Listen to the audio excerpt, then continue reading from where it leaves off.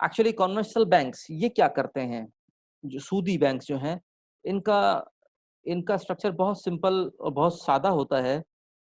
ये सिंपल ये करते हैं कि एक्चुअली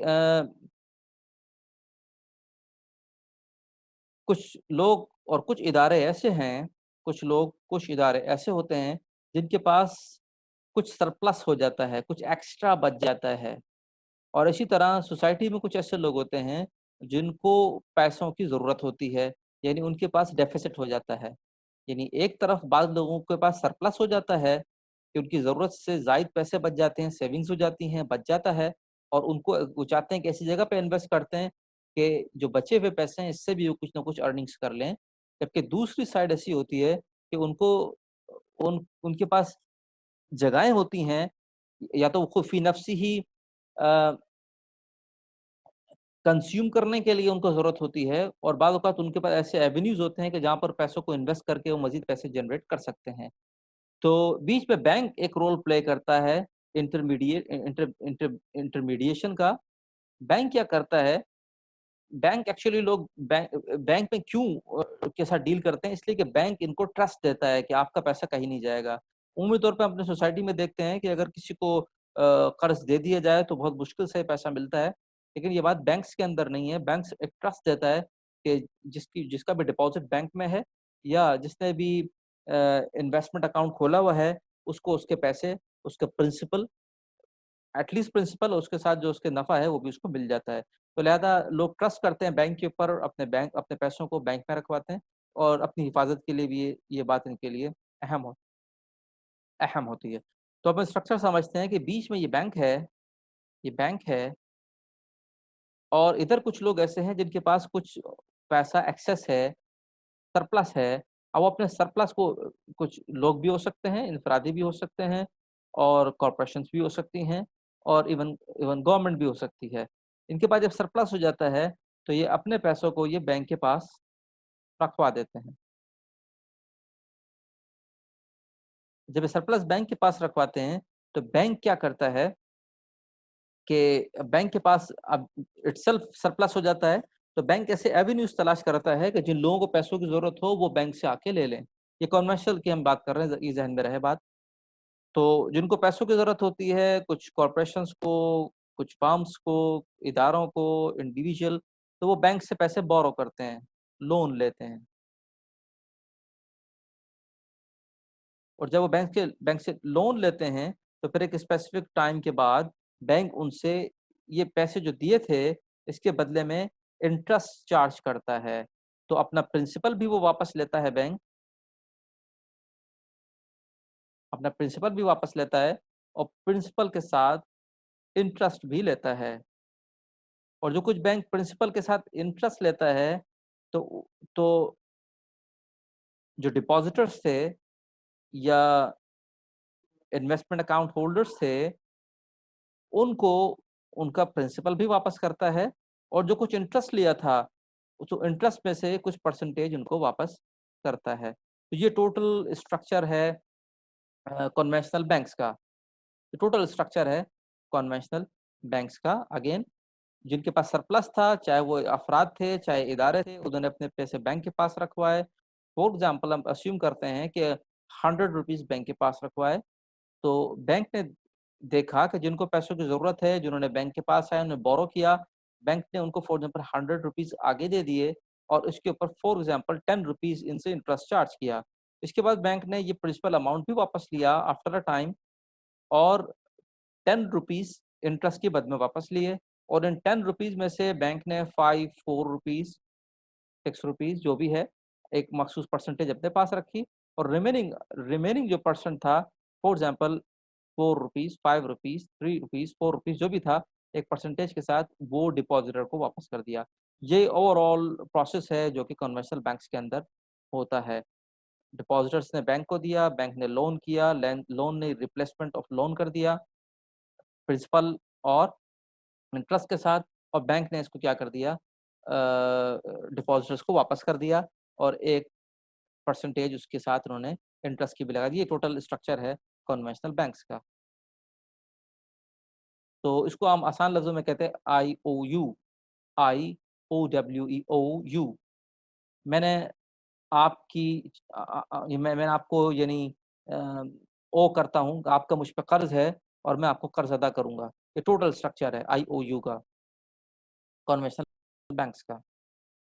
जबकि हमने पीछे देखा कि इस्लामिक बैंक्स के अंदर ऐसा स्ट्रक्चर नहीं है, इतना सादा मामला नहीं है, बल्कि बड़ा सोफिस्टिकेटेड स्ट्रक्चर है और बड़े मजबूत कॉन्ट्रैक्ट्स हैं उसके पीछे।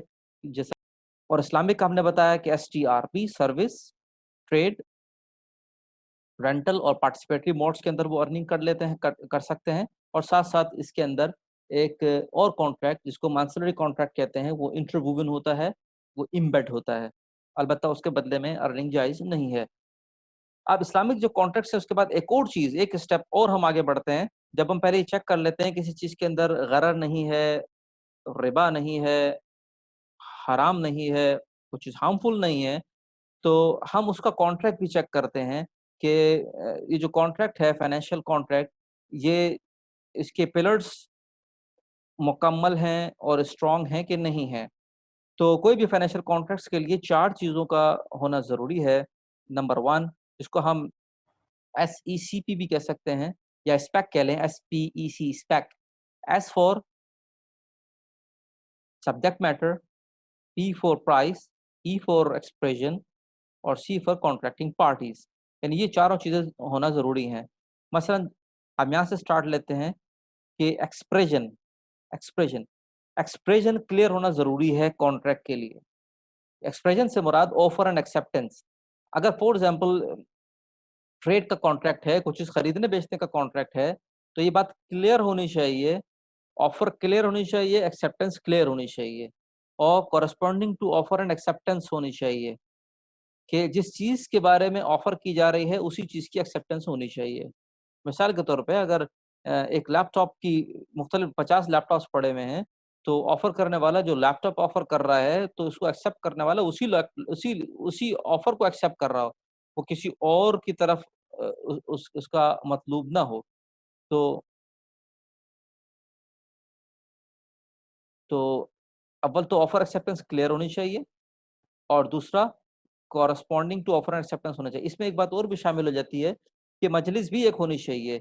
एक शख्स ने ऑफ़र तो एक मजलिस में की और जो अ, दूसरी पार्टी थी, उसने उस वक़्त तो कोई जवाब नहीं दिया और वो मजलिस बर्खास्त होने के बाद किसी और टाइम के ऊपर कहता है कि मैं वो चीज़ को एक्सेप्ट करता हूँ आपकी ऑफ़र को, तो फिर ये एक्सेप्टेबल नहीं होगी। तो फ्रेश ऑफ़र और फ्रेश एक्सेप्टेंस होनी पड़ेगी। इसी तरह एक ही मजलिस है, उसके अंदर एक शख्स ने ऑफ़र किया फॉर एग्ज़ाम्पल मैं आपको अपना लैपटॉप बेचता हूँ मसलन 40,000 का, तो उसने उस वक़्त तो उसी मजलिस में उस वक़्त बैठे हुए कोई जवाब नहीं दिया, लेकिन थोड़ी देर के बाद वो ये कहता है कि भाई मैं आपका जो लैपटॉप है 40,000 का खरीदता हूँ। बीच में मुख्तलिफ जो उन्वान था, जो बात का मौज़ू था वो बदल गया और दूसरी बातें शुरू हो गईं। बैठे उसी मजलिस में थे, तो इसको भी एक मुख्तलिफ मजलिस शुमार किया जाएगा। तो दोनों बातें ज़रूरी हैं कि जिस वक़्त ऑफ़र आ रही है और जिस चीज़ की ऑफ़र आ रही है, उस चीज़ की ऑफ़र के बदले में एक्सेप्टेंस हो और जिस वक़्त ऑफ़र आ रही है, उसी वक़्त इसको इसको जो है एक्सेप्ट किया जाए। हाँ, अगर जैसे ऑनलाइन ऑफ़र्स होती हैं, तो वो ऑफ़र अवेलेबल होती हैं या बाज़ वक़्त कुछ चीज़ें डिस्प्ले होती हैं, उनके ऊपर ऑफ़र्स और प्राइस टैग लगे हुए होते हैं, तो एक्सेप्ट करने वाले की मर्ज़ी होती है, जैसे ही उसको लेकर उसको ले लेगा तो गोया उसने एक्सेप्ट कर लिया। ठीक है जी? तो एक्सेप्ट उस वक़्त इसको शुमार समझा जाएगा जबकि वो इसकी काउंटर पे जाके पेमेंट कर देगा। मिसाल के तौर पे यहाँ पे एक छोटा-सा केस समझने की कोशिश करते हैं। फॉर एग्ज़ाम्पल हम मॉल के अंदर हैं, हम अस्यूम करते हैं ये मशहूर है जैसे फॉर एग्ज़ाम्पल यहाँ पे इम्तियाज़ स्टोर है। वहाँ से आपने फॉर एग्ज़ाम्पल एक हनी की बॉटल ली, शहद की बोतल ली जिसकी कीमत फॉर एग्ज़ाम्पल ₹1000 थी। आपने उसको उठा के अपने कार्ट में डाल लिया और वो ग्लास की बॉटल में था और अब बताइए कि क्या ये ऑफ़र एक्सेप्टेंस मुकम्मल हो गई? क्या ये ऑफ़र एक्सेप्टेंस मुकम्मल हो गई? क्या राय? हनी बॉटल थी, उसको आपने अपनी टोकरी में, अपनी कार्ट में आपने इसको डाल दिया, तो क्या ऑफ़र एक्सेप्टेंस मुकम्मल हो गई? जी, क्या राय? मेरे ख्याल से तो नहीं हुई क्योंकि अभी तक उसने उसकी पेमेंट नहीं की। ये ज़ुबैर साहब मौलाना ज़ुबैर साहब फरमा रहे हैं?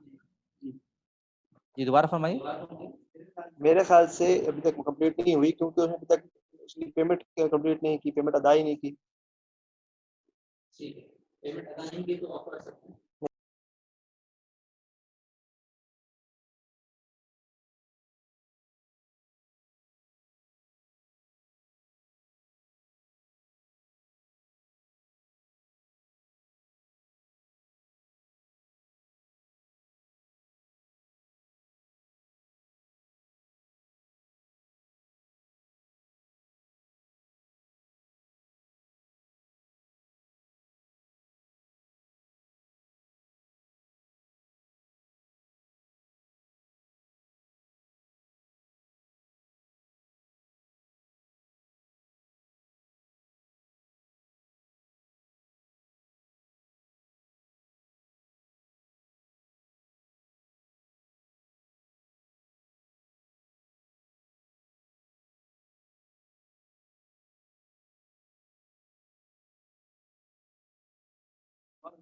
सॉरी सॉरी मैं दोबारा दोहरा देता हूँ।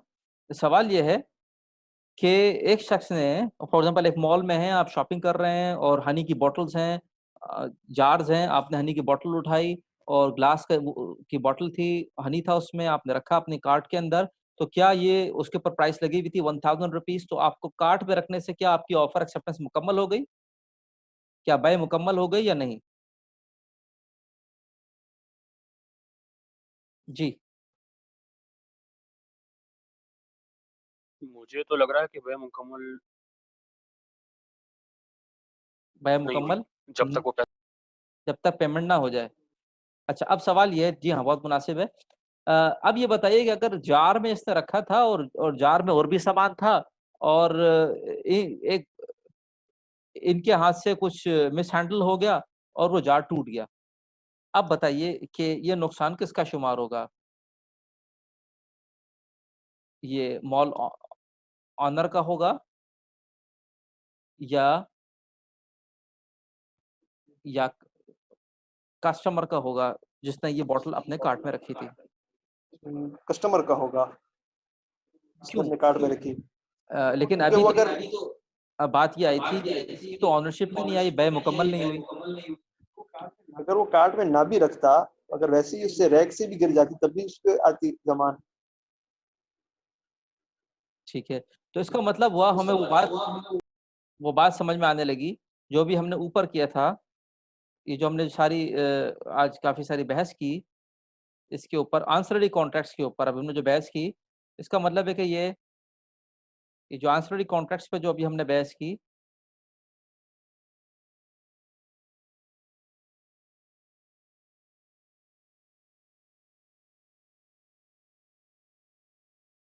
जो आंसररी कॉन्ट्रैक्ट्स थे, इसकी इम्पोर्टेंस हमें यहाँ पे मालूम हुई। स्क्रीन पे आपको आंसररी कॉन्ट्रैक्ट्स की स्लाइड नज़र आ रही है? आ रही है? आगे? अच्छा, ये जो अब यहाँ पे हमें आंसररी कॉन्ट्रैक्ट्स, ये हम कह रहे थे ना कि ये हमारे फाइनेंशियल कॉन्ट्रैक्ट्स के अंदर एम्बेड होता है। ये साथ-साथ चलता है, हम इससे बच नहीं सकते। हम बार-बार इसको कह रहे थे कि ये है तो सोशल कॉन्ट्रैक्ट, कोई नफ़ा नहीं उठा सकते इससे। लेकिन ये और नॉन नॉन रेम्यूनरेटिव और नॉन कंपल्सेटरी है।